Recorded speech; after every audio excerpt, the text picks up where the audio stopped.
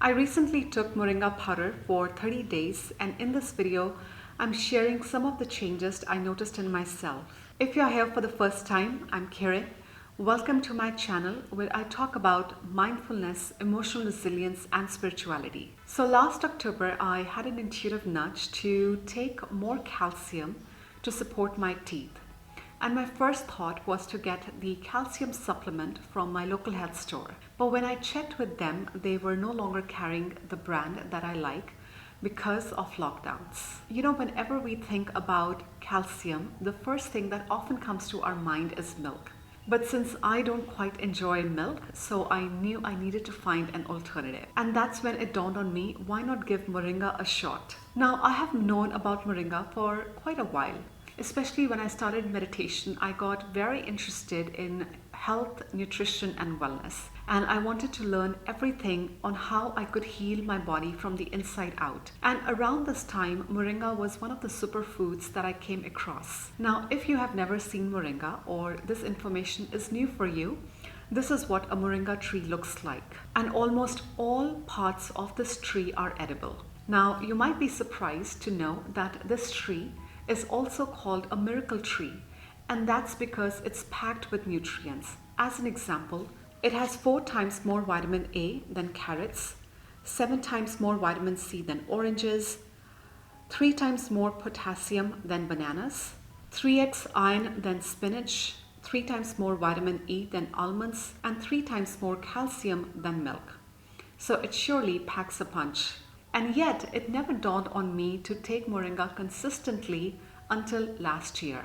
And that's when I thought to myself, well, let's try Moringa for 30 days and see what happens. Now, there are many different ways in which you can take Moringa, and the most common ones are dried Moringa leaves or Moringa powder, Moringa oil, Moringa seeds, Moringa tea. You can also eat raw leaves, and the fruit of Moringa, also called drumsticks, is also quite popular. Now, of all these different ways, my favorite one is Moringa tea.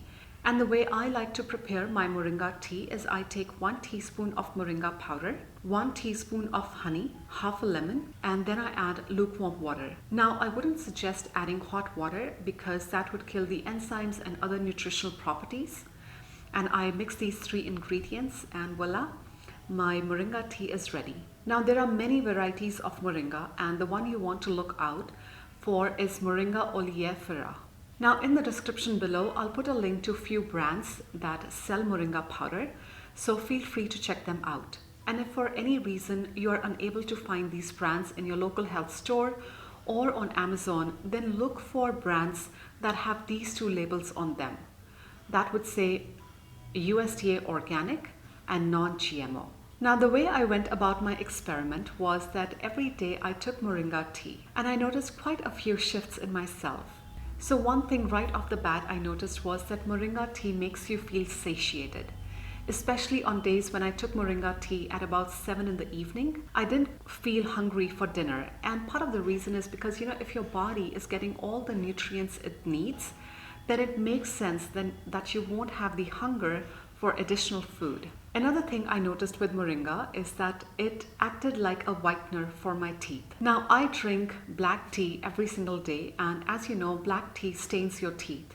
And so on day 7 of my experiment, what I noticed was that my teeth looked a lot more white compared to before, even though I was drinking the same number of cups of tea every day.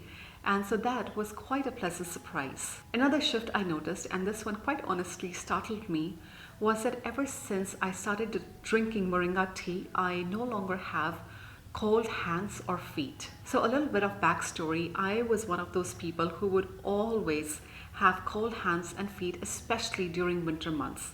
Like I would be wearing 2 socks and still be cold. And this year was for the first time that I didn't have cold hands or feet during winter months. And the only thing I have taken consistently during these months is Moringa tea.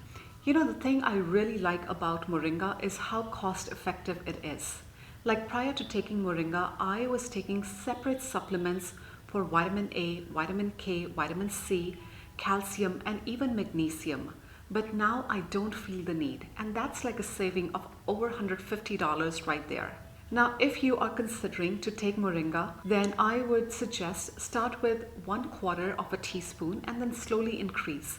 Especially if you are someone who doesn't take green in their diet, then moringa can have quite a detox effect. So you want to be as gentle with your body as you can. And now over to you. Have you tried moringa before? And if so, what is your favorite way to take it and what has been your experience? I would love to hear from you. I hope my sharing nudges you to take on a similar 30-day Moringa challenge. And if you do so, let me know in the comments below how it goes for you. As always, please only take what resonates, discard the rest. Thank you so much for your time today. I will see you next Tuesday with a new video. And until then, have a beautiful rest of the week.